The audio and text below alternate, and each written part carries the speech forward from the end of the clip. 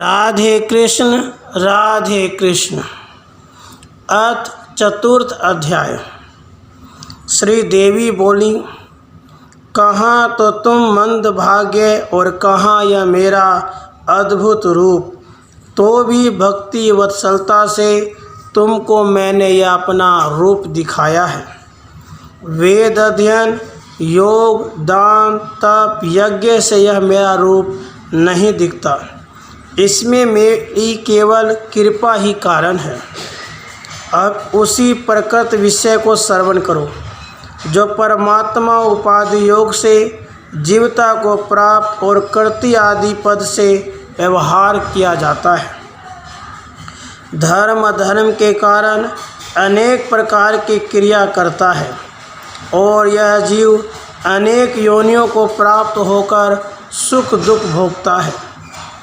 फिर उन्हीं संस्कारों के वश से अनेक प्रकार के कर्मों में रत होता है। अनेक देहों से युक्त हो अनेक प्रकार का सुख दुख भोगता है। घटी यंत्र के समान यह सदा विचरता ही रहता है।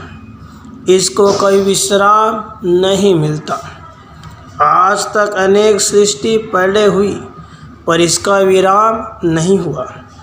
इसका मूल अज्ञान है। इस अज्ञान से इच्छा और उससे क्रिया होती है। इससे अज्ञान नाश के निमित्त क्रिया करनी चाहिए। यही जन्म की सफलता है।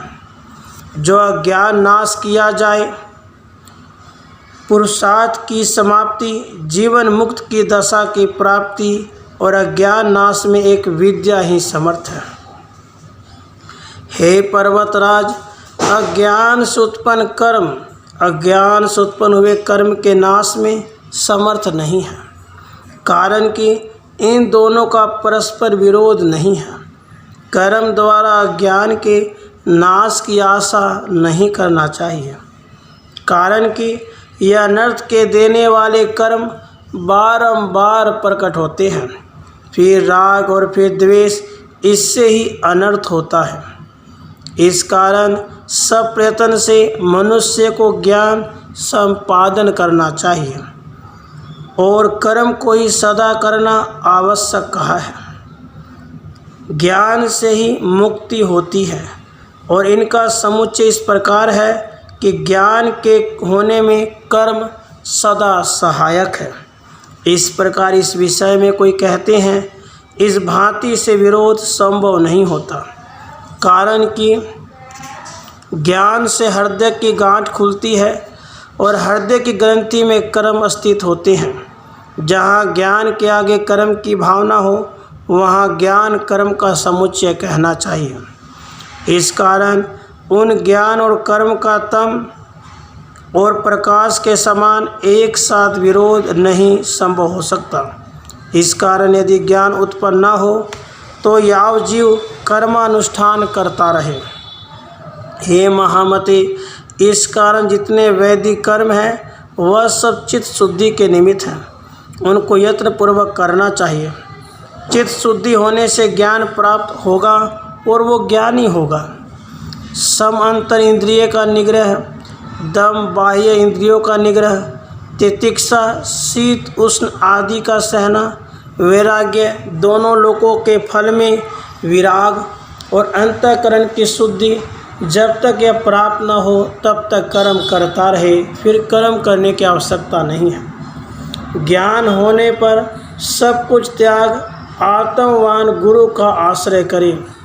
वेद पाठी ब्रह्म में निष्ठा वाले वेद वेदांग के ज्ञाता से छल रहित भक्ति पूर्वक सावधान हो नित्य वेदांत श्रवण करें और तत्वमसि इत्यादि वाक्यों का नित्य ही अर्थ विचारता रहे। तत्वमसि इत्यादि वाक्य जीव और इसकी एकता बोधक है। इनकी एकता जानकर वह निर्भय होकर मेरा ही रूप हो जाता है। पहले पदार्थ का ज्ञान फिर वाक्यार्थ का ज्ञान करें। हे पर्वतराज, तत्पद का अर्थ षड्गुण ऐश्वर्य संपन्न मैं ही हूँ और त्वम पद का वाच्यार्थ निसंदेह जीव है। 80 पद से दोनों जीव ईश्वर की एकता ज्ञात होती है, अर्थात वही तू है।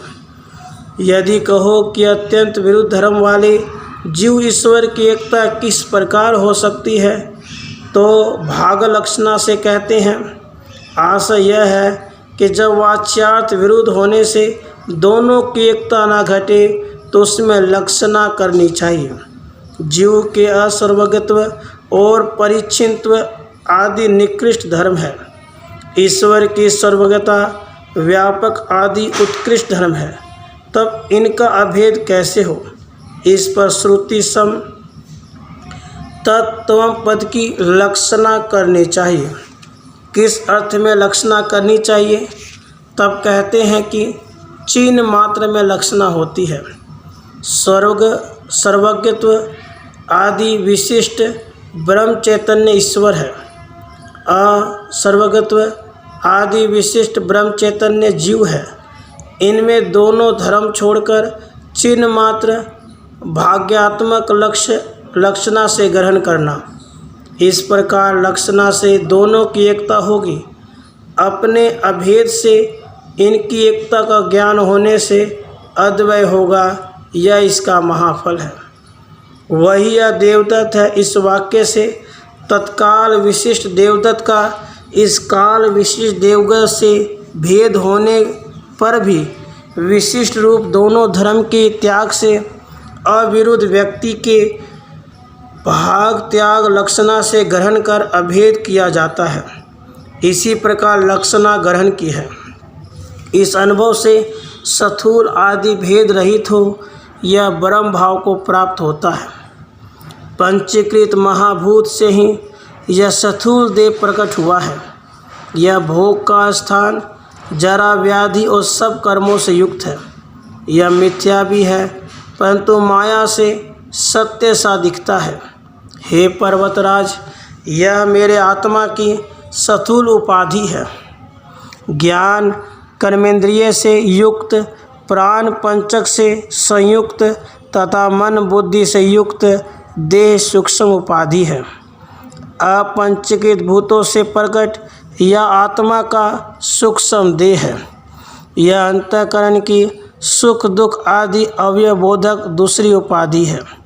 हे नगेश्वर, अनादि अनिर्विवाच्य अज्ञान युक्त यह कारण शरीर तीसरा शरीर है।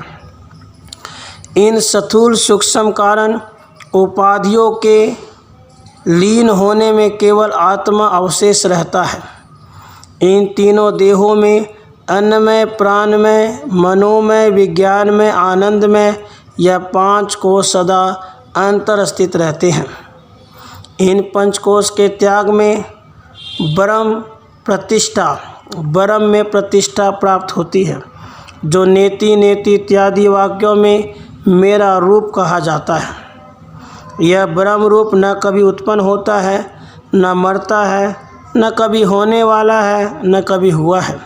यह जन्मा, नित्य, शाश्वत, पुरातन, छहों विकारों से युक्त है। शरीर के मरने पर भी यह कभी नहीं मरता। जो मारने वाला मारा ऐसा जानता है, हत हुआ अपने को हत मानता है, यह दोनों ही इसको नहीं जानते, कारण कि यह न मरता है और न मारा जाता है।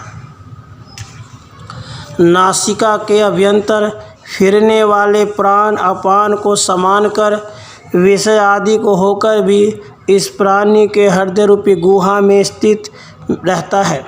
इस आत्मा की महिमा को चित्त की निर्मलता संकल्प विकल्प रहित होने से जानता है, तब वह शोक से अलग हो जाता है। आत्मारथी, शरीर रथ, बुद्धि सारथी, मन लगाम, इंद्रियां घोड़े हैं। यह विषय रूपी मार्ग में निरंतर गमन करते हैं। आत्मा, चिदाभास, इंद्रिय, मन यह तीन कुटस्थ मिलित होकर भोक्ता कहा जाता है। जो पुरुष अविद्वान अर्थात अविवेकी होता है, अस्वाधीन, असुचि होता है, वह तत्पद को प्राप्त न होकर संसार में पड़ता है। और जो विज्ञानवान स्वाधीन मन सदा पवित्र होता है, वह उस पद को प्राप्त होता है जहाँ फिर से आना नहीं पड़ता, जिसका विज्ञान साथ ही मन की लगाम रोके हुए है, वही संसार के पार हो मेरे परम पद को प्राप्त होता है। इस प्रकार श्रुति बुद्धि द्वारा आत्मा से ही आत्मा का निश्चय कर विक्षेप आदि रहित हो साक्षात्कार होने से चित्त की एकाग्र वृत्ति से आत्म रूप मेरा ध्यान करें। इस प्रकार निधिध्यासन अभ्यास से जब चित्त में समाधि की योग्यता हो जाए, तब समाधि से पहले अपने शरीर में प्रणव संज्ञक माया बीज मंत्र के 3 अक्षरों का ध्यान करें। मंत्रवाच्य माया बीज मंत्र अर्थ के समष्टि व्यष्टि के ध्यान अर्थ के लिए है। हकार स्थूल देह, रकार सूक्ष्म देह, इकार कारण देह है, और मैं जो तुरीय रूप हूँ सोई हिंकार है। जैसे व्यष्टि देह में भावना की है, इसी प्रकार समष्टि देह से कर्म में तीनों बीजों को जानकर बुद्धिमान समष्टि व्यष्टि पिंड और ब्रह्मांड की एकता ध्यान करें। इस प्रकार आदर पूर्वक समाधि से पहले ध्यान कर नेत्र मुंद मुझ जगदीश्वरी का ध्यान करें। नासिका के अभ्यंतर फिरने वाले प्राण अपान को समान कर विषय आदि की आकांक्षा से निवृत्त हुआ, दोष और मत्सरता से रहित, छल रहित, भक्ति से युक्त हुआ, गुह्य व शब्द रहित एकांत स्थान में वैश्वानरात्मक हकार को रकार में लीन करे और हकार वाच्य स्थूल देह को रकार वाच्य सूक्ष्म देह में लीन करे। रकार वाच्य तेजस अर्थात सूक्ष्म देह को इकार वाच्य कारण देह में लय करे। इकार वाच्य कारण देह को हिंकार वाच्य ब्रह्म में ली करें। जब वाच्य और वाचकता से हीन द्वैत भाव से वर्जित हो, तब चैतन्य अग्नि दीप शिखांतर में अखंड सच्चिदानंद की भावना करें। हे राजन, इस प्रकार नरोत्तम ध्यान में मेरा साक्षात्कार करके मेरा ही रूप हो जाता है, कारण कि दोनों का एकता सिद्ध है। इस प्रकार इस योग युक्ति से परात्पर मुझ आत्मा को देखते ही अपने कार्य सहित अज्ञान उसी समय नष्ट हो जाता है। इति श्रीदेवी भागवते महापुराणे सप्तम स्कंधे देवी गीता चतुर्थ अध्याय। राधे कृष्ण राधे कृष्ण।